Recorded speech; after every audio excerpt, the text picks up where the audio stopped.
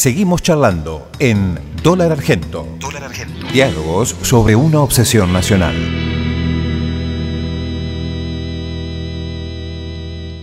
¿Argentina defaulteó la deuda en 2018?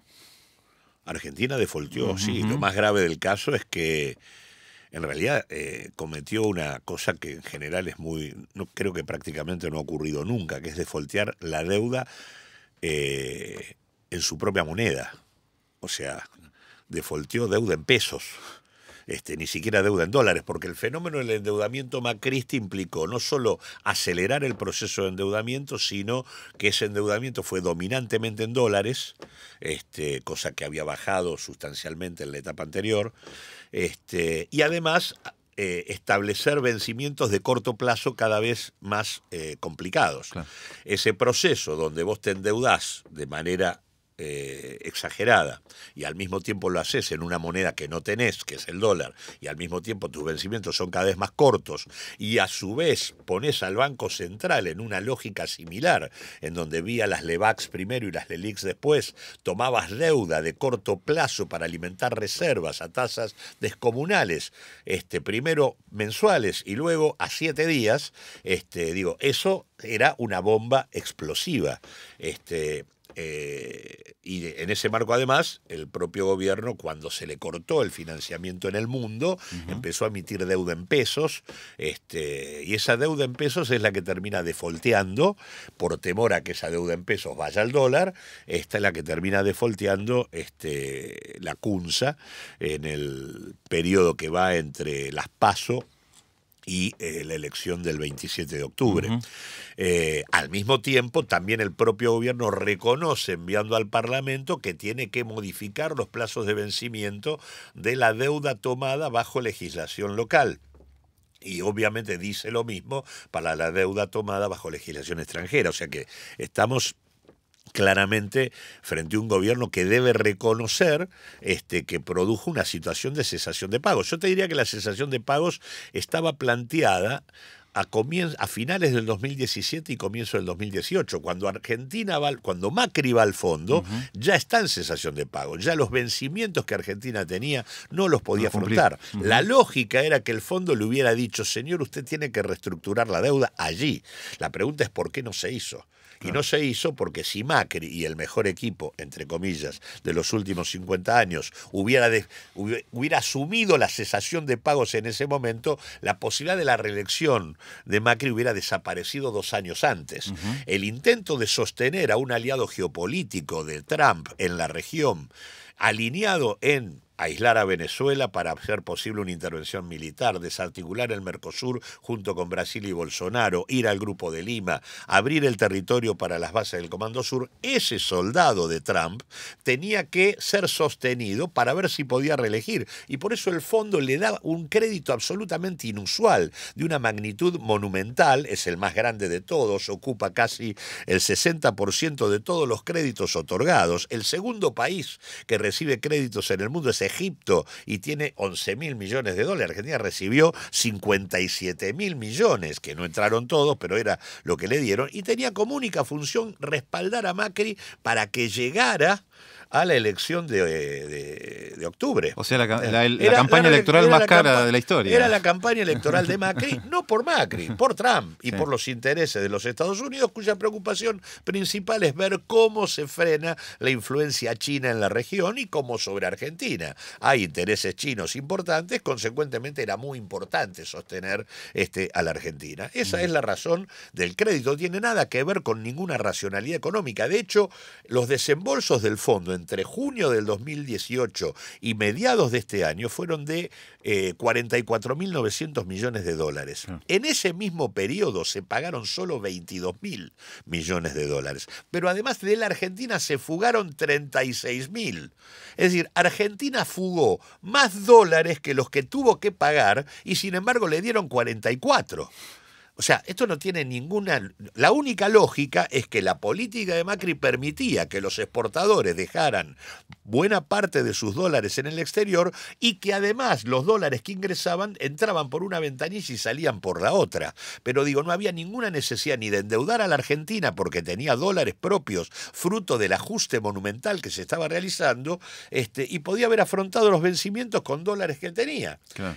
Nada de esto ocurrió. O sea, digo, ¿por qué el fondo tiene una regla establecida en su estatuto que es no puedo prestarle a países en situación de fuga de capitales? Porque un país en fuga de capitales es un país que no necesita el préstamo porque los capitales se están fugando. Claro. Debe controlar esa fuga para poder afrontar sus vencimientos. Bueno, nada de esto ocurrió y no ocurrió por una dominancia de carácter político, que es lo que hizo que el fondo fuera absoluto corresponsable de la crisis que tenemos hoy en la Argentina, y por eso que Argentina debe dar un tratamiento especial a este crédito, que implica denunciarlo en la justicia local, pero también en el plano internacional. El mandante del fondo es la Organización de Naciones Unidas. Argentina tiene que llevar el caso de un organismo que no ha cumplido con lo que debería haber cumplido, porque además hubo oposición interna dentro del organismo al crédito que se otorgó. Y hay muchos funcionarios involucrados, que incluso algunos ya le están dando el pasaje a otro lado. Digo, claro. A Christine Lagarde ya la sacaron de circulación,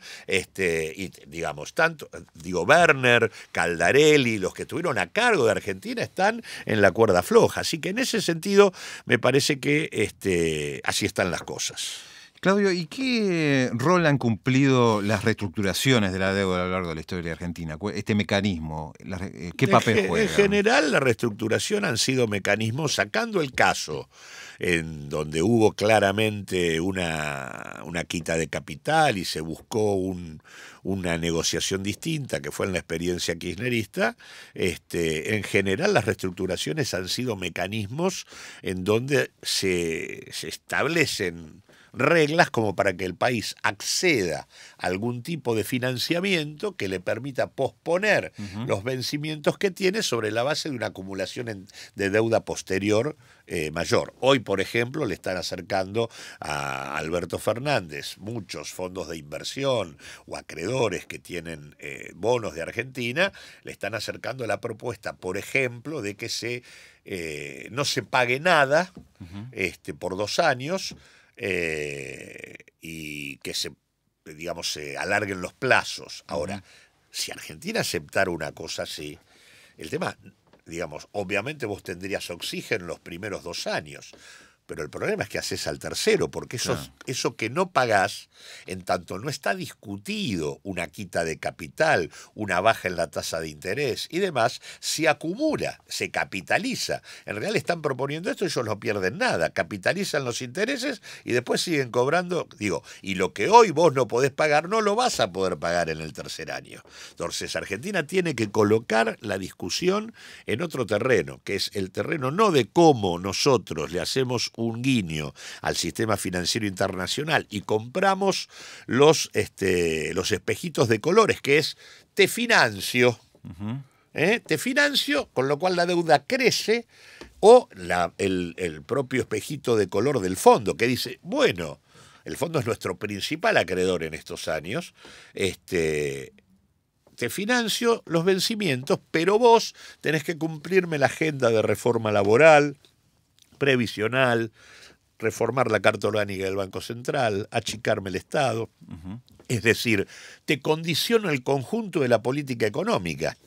Es decir, Argentina tendría menos vencimientos, pero seguiría teniendo el mismo horizonte en términos estructurales. Estaríamos configurando la Argentina que Macri quiso hacer y no pudo. De hecho, hay un economista bastante reputado en el mundo financiero local e internacional, que es Guillermo Calvo.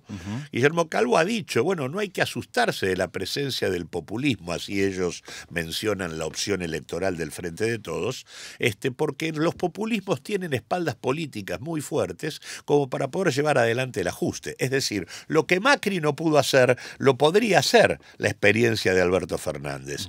Me parece que eso implicaría vaciar de sentido la razón central por la cual fue votado el Frente de Todos, que es cambiar esta lógica de ajuste perpetuo en la que se encuentra la Argentina, que es una situación de caída permanente de actividad económica que no toca piso. Esa discusión de cómo, digamos, ellos hoy te están proponiendo financiarte para que sigas haciendo lo mismo. Es más, la deuda te condiciona tu estrategia productiva. Si Argentina se propone obtener dólares rápido, los únicos dólares rápido que la Argentina puede tener son los dólares que vengan de la experiencia extractivista de Vaca Muerta. Y esa experiencia extractivista es pan para hoy, hambre para mañana. No solo porque destruye el ambiente y contamina el territorio en donde esto se lleva adelante, sino que a la vez, digamos, nosotros esos recursos se nos acaban en 5 o 6 años, cuando en realidad esos recursos a nosotros vendrían muy bien para armar una matriz energética de otra naturaleza, para sostener un proceso de autoabastecimiento con tarifas mucho más baratas, y para poder abrir la matriz energética no solo a los hidrocarburos, sino a otro tipo de energías. Entonces digo, en realidad, cuando vos tenés que buscar dólares rápidos, Argentina tiene dólares rápidos del agronegocio o del extractivismo energético. Y la verdad que los dólares de una reconstrucción productiva que implique reindustrializar la Argentina llevan más tiempo.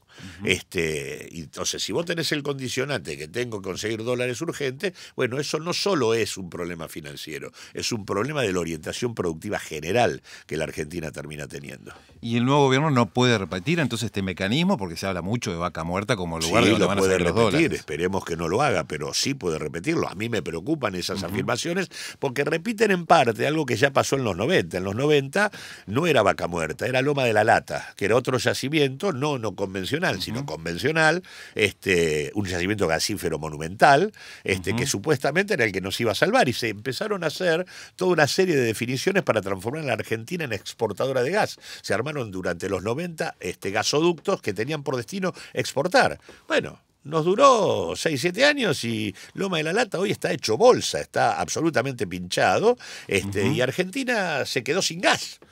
Claro. Entonces digo, ¿por qué no somos un país, no somos un exportador de recursos hidrocarburos? Tenemos recursos para nosotros, claro, y hay que explotarlos pensando en la perspectiva intergeneracional. Es decir, ¿qué pasa con el resto de las generaciones? No destruirlos en función de vender gas no convencional ahora, de aquí en adelante. Y aparte, de hecho, además, se están cayendo los precios del gas no convencional en el mundo, digo. Así que, digo, es muy preocupante ese planteo. Es la vieja historia que Argentina sale con una cosecha, que Argentina sale con Loma de la Lata, que ahora resulta con Vaca Muerta. No es así. Acá hay que tener una reformulación de la matriz energética y construir otro sistema energético, y esto no se hace manteniendo una orientación exportadora ni transformando a Vaca Muerta en la solución de todas las cosas. Claudio, para redondear esta charla, ¿cómo imaginás una Argentina desdolarizada? Bueno, ¿cómo es una Argentina que, digo, del mismo modo que dije antes que el dólar es el efecto de una reestructuración capitalista que colocó en el centro de los procesos de inversión y de acumulación del país al capital extranjero y a la gran burguesía local transnacionalizada, del mismo modo, una Argentina desdolarizada es una Argentina donde el Estado, en nombre del interés público, y actores locales vinculados al trabajo, vinculados a la producción, a la economía social y demás, ganan espacio en la definición de la política pública, y donde vos armás una estrategia donde la salida no es, como te propone el endeudamiento, en torno al dólar la orientación exportadora de carácter extractivista, sino el tiempo de construcción de una estrategia productiva donde vas ganando más integración del aparato productivo nacional. O sea, es una reconstrucción productiva de la Argentina con actores que empiezan a tener más peso en las decisiones. Si los actores siguen siendo los mismos y la estructura sigue siendo la misma, el dólar sigue siendo el eje de organización de la Argentina. Hay que hacer otra estructura económica con otros actores y otro diseño productivo para que la Argentina pueda tener desdolarización. Por eso lo que sí digo, de entrada nomás, para comenzar ese proceso, uno necesita un Estado que sea el que controla la oferta de dólares de la Argentina. Hoy, 30 empresas son las que manejan los dólares de nuestro país. Y esos dólares son el resultado de toda la actividad económica de la Argentina. No son los dólares de esas empresas. Y el dólar debe ser declarado un bien esencial en la Argentina, porque si no se administra el valor del dólar, no se puede ordenar el proceso económico. Por lo tanto, el Estado debe controlar cómo esos dólares ingresan y van a parar al Banco Central para desde allí administrar del mejor modo el uso en función del desarrollo productivo de la Argentina. Gracias, Claudio Lozano, por haber venido. No, gracias a vos.